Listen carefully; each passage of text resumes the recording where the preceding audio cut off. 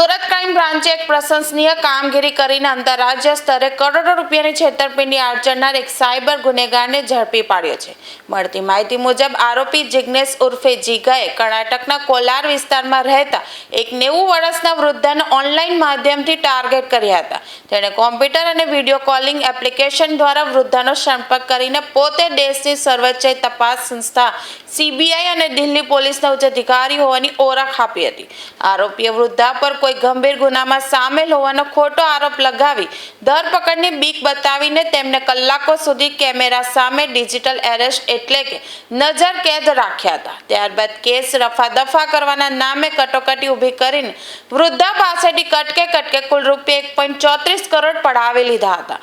વૃદ્ધા સાથે થયેલી આ કરોડોની લૂંટ અંગે કર્ણાટકના Kolar cyber crime cell police સ્ટેશનમાં સત્તાવાર ફરિયાદ નોંધાવવામાં આવી હતી.